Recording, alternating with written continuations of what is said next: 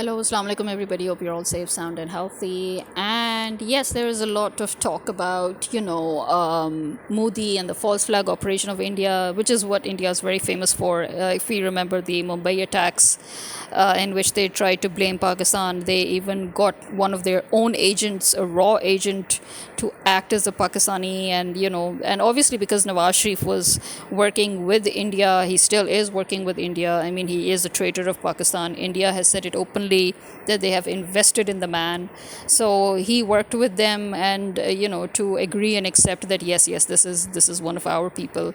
And obviously later on, with a lot of evidence, it was proved that Kasab, well, as I've said even before in my very, very earlier podcast and in one of my interviews, Kasab is not even a name you would find in Pakistan.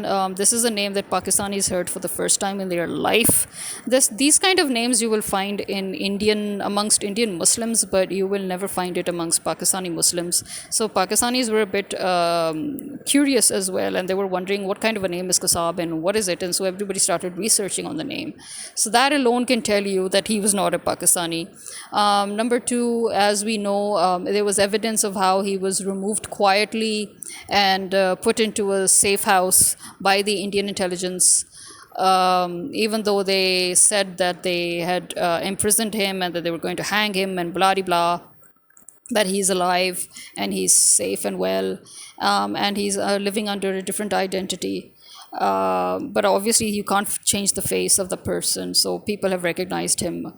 And then also, when Nawaz Sharif worked with India, again, when he went to India to attend some ceremonies of Modi's, and then Modi came here to attend some ceremonies of Nawaz Sharif. And they both talked very openly about breaking down Pakistan and about keeping Kashmir with India and allowing India to exert and coerce its illegal hold over occupied Kashmir. So I mean, all of that was, I think, more than enough for the whole world to know what is what and who is who. Plus, see, there's a reason why we refer to India as Pakistan's ugly sister. Politically speaking, I would always refer to India as Pakistan's ugly sister, because, as I've said in my previous podcast, India is filled with some weird inferiority complex. God knows why. It is bigger than Pakistan. It has a larger population than Pakistan. It has not allowed its Western allies to, hamper its growth. In fact, it has used its Western allies to make it into a global market, and now it actually turns against those very Western allies whenever they try to dictate India. So India is not the kind of country like Pakistan where they will say, "Oh yeah, master, you made us a global market, so obviously we're going." No, India is the kind of the backstabber sort of thing, which is actually very good. I think it's very good. Every country should be a backstabber when it comes to serving the interests of their own nation. So India was like, who cares that you were behind us being a powerhouse? Who cares that you were behind us being a giant global market? What actually factors into it is that we are a powerhouse and we are a giant global market. So you have to listen to us, and we don't have to listen to you. So India has always looked after its own interests, unlike Pakistan. But where India falls short is how India still lives in that ugly sister complex, where it is always yeah, that was a dog barking in the background.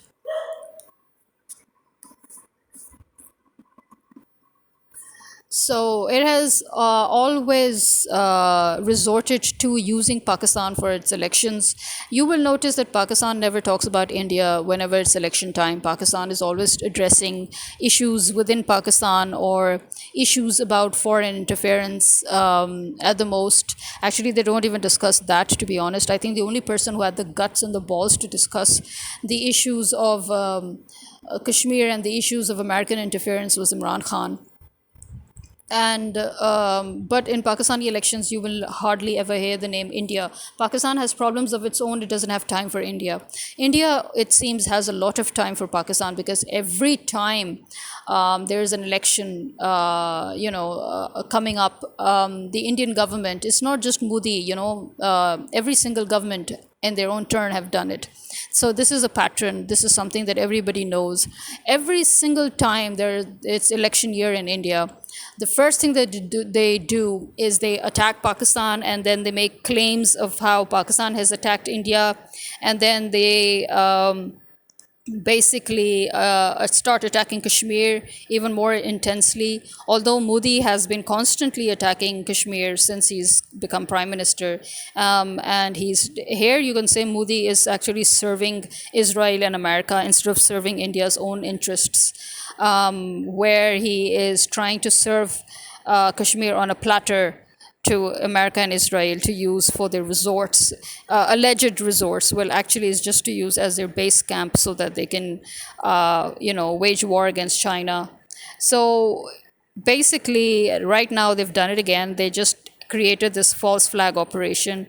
They blamed Pakistan very neatly for it, and they tried to create a hullabaloo. But actually, this time, their own people were so sick and tired of it, that in their own media, they were criticized by their own journalists for the first time, because Indian media is actually not free, never was free. It's always heavily censored, and every single news is completely dictated. So every narrative is dictated.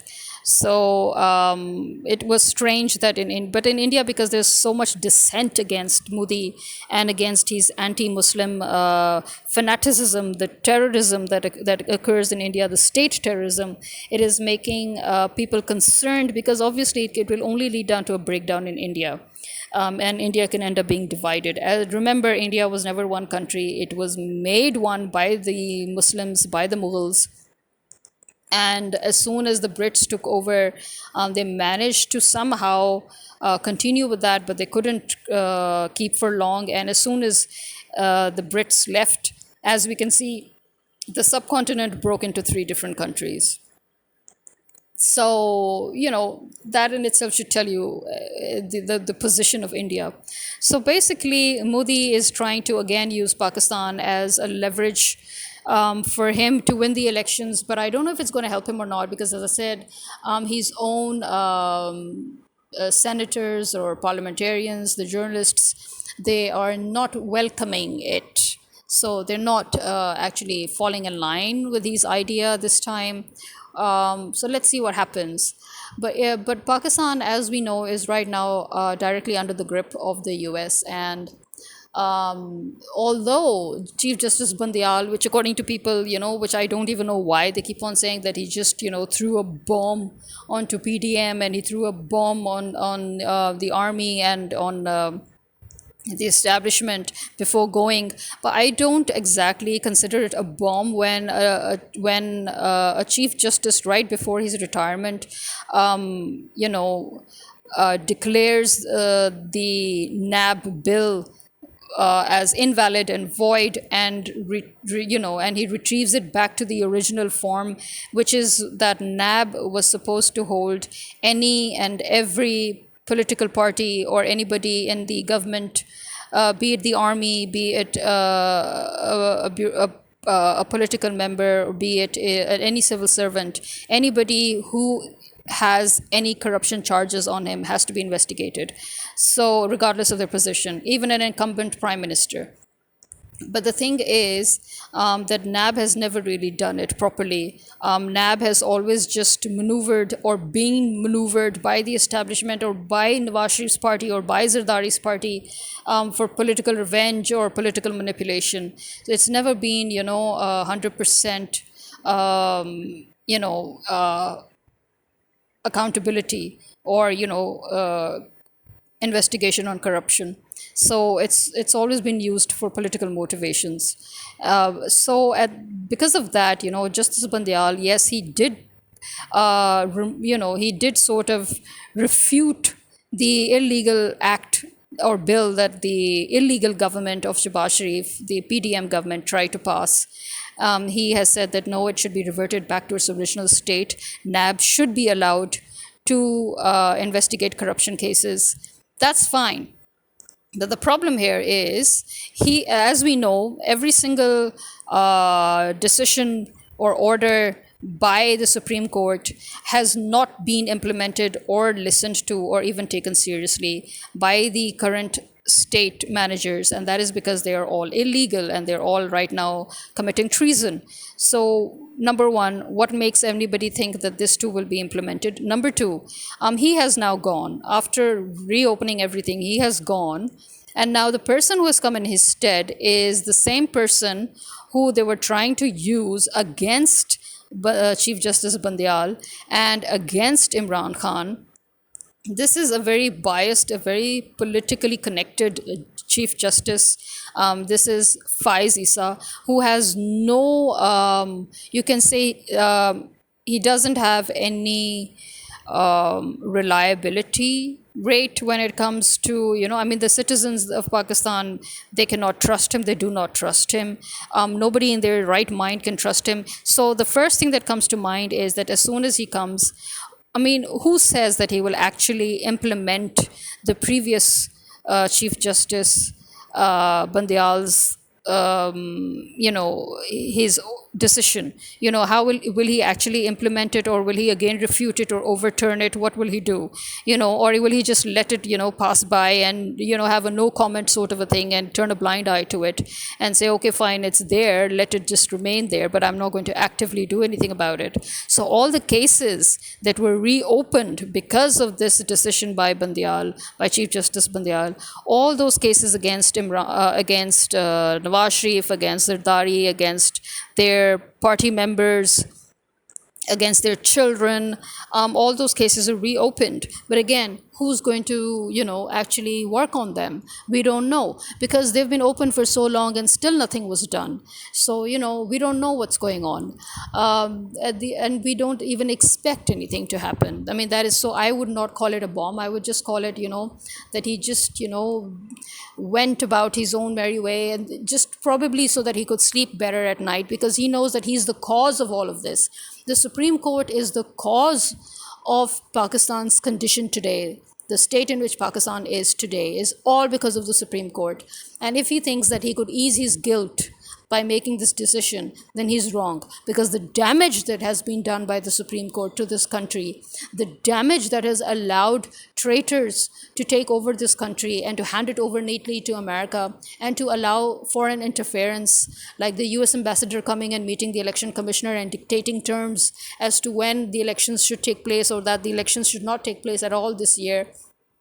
The fact that America just gave them billions of dollars again, or millions of dollars again, and all that was used to make payments to their own, again, members, their own political party members, to the army chief, to the establishment, to some of the judges. I mean, who knows how many people they've paid off, before leaving the country. And as I predicted before, that they will just come here, they'll do damage, and then they'll all run away. And that's exactly what happened. The whole Sharif family is out of the country now. Maryam Nawaz also just did a runner, and she got 4 trunks the size of coffins, as in they're that big and they're so deep. So she took with her 4 trunks as she just fled the country. So tell me, who's going to catch her? Even if the cases are all open, they're abroad like they were before. And because they were abroad, and because Britain is actually giving them refuge, because obviously they are Britain's minions, they're British spies, they're the double agents. So, why will Britain hand them over to us? And then plus, if Britain hands them over to us, that means all that money that they've stolen from Pakistan, which has been invested in the British economy, if it comes back to Pakistan, then Britain will lose millions and millions in pounds. That would be a huge loss for the British state. So, I mean, there are all these factors that you have to, put in, which I'm sort of laying them out in layman terms to make it easy for anybody and everybody to understand. I'm not going to use hi-fi words. I'm not going to use legal terms. I'm not going to talk about political, I'm not going to use political terms. I'm just going to lay it out as simple as possible so that anybody and everybody can understand what exactly is going on. Plus, as I said, I'm not. The news is something that is out there. You can get the news from the social media. You can get the news from alternative media. People like me, we basically analyze and comment on these topics. We don't actually give you the whole news in detail. So I'm sorry that if you feel you're confused about the whole situation, if you go through my previous podcast, you will have a better understanding of the whole situation, which I've been summarizing throughout. So the end conclusion is that I don't see any movement. I don't see. All I see is the whatever we expected to happen is happening. The chief of army staff, Asim Munir, who was not supposed to be the chief of army staff, by the way, and again, his position in itself is questionable. So he is now going around creating terrorism all over the country in certain parts of the country, just so that he can sort of steer the country towards dictatorship. So he is going to pretend to clean up everything. And obviously, our caretaker prime minister, he has corruption charges against him, both he and his son. And because of Justice Bandial's, refuting the current NAB bill and putting it back in its original state, allowing NAB to investigate and reopen all these cases, that means that the case against the current caretaker prime minister is also open, legally speaking and constitutionally speaking. So, this caretaker prime minister, who has been brought in by the army because he has worked with the army in counterterrorism. Imagine counterterrorism. So that in itself is a giveaway. So they're bringing one of their own so that they can continue initiating terrorist incidents all over Pakistan and then pretending to kill those terrorists, pretending to clean up those areas. But it's not going to work this time. They can see it themselves. It didn't work when they created that false flag situation on 9th May. And by the way, what happened to Jinnah? They were all screaming about Jinnah House, Jinnah House. Gee, they attacked Jinnah House. But tell me, when it was actually Jinnah Day on 11th September, did any one of them talk about Jinnah? Did any one of them make a speech about how Jinnah founded Pakistan, on how he and his sister worked day and night with other women and men to form Pakistan, and how women had a huge role in the making of Pakistan and in the developing of Pakistan? And the fact that the army right now under American orders is trying to suppress the women of Pakistan, because like how in America women have superficial rights but no real rights, that is why you've never even had a female president. But Pakistan, which has enjoyed the normalcy of having a female prime minister not once but twice, so that Pakistan in which women were extremely active in the development of the country, that Pakistan, they want that the women should be suppressed. And that is why the army has been trying to suppress especially educated women from middle class and higher middle class in the elite circles. And there you have it. So I mean, imagine something that even Ziaul Haq never did to Pakistan. Even in Ziaul Haq's time, nothing of the sort was done. This shows how far they have actually gone. As I said, the reason why they exposed themselves and they aired the dirty laundry, and the reason why they showed themselves up as traitors, is because to them it was a done deal. They thought that everything is done and now they just had to commit the final act of handing over Pakistan to the US. But things went awry. Imran Khan made things go awry. The public made things go awry. So now they just don't know how to handle it. America doesn't know how to handle it. England doesn't know how to handle it. And obviously their minions over here now are waiting for orders from their masters because they don't know how to handle it. And so they're thinking that, okay, let's just transition the country towards dictatorship, you know.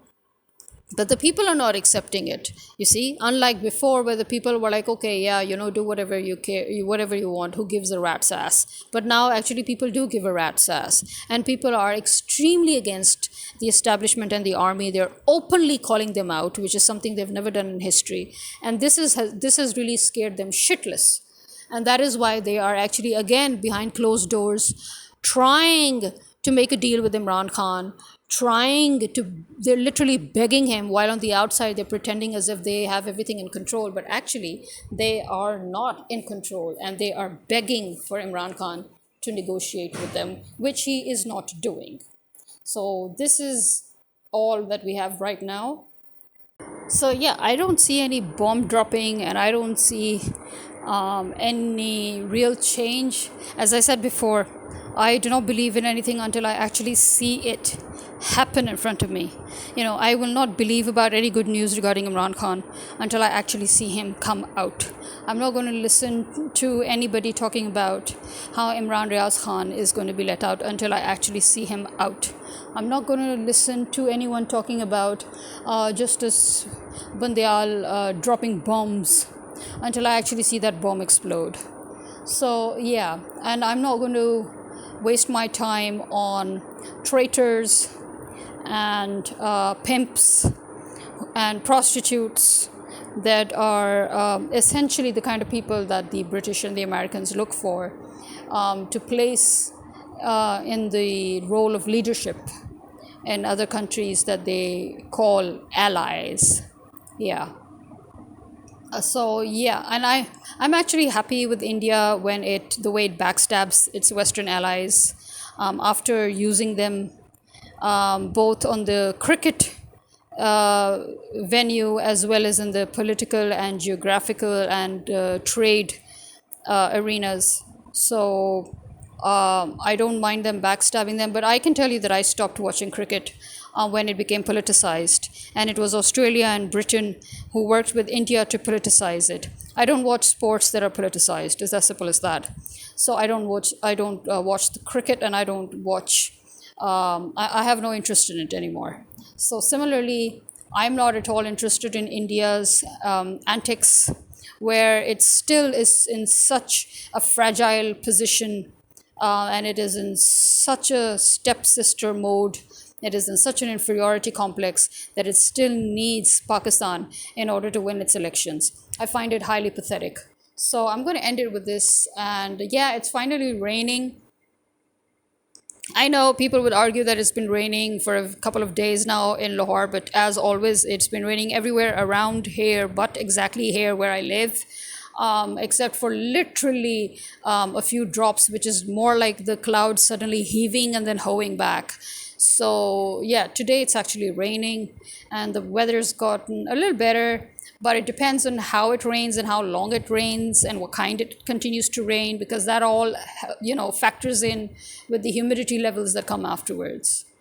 And so, yeah, this is me signing out. Khuda Hafiz.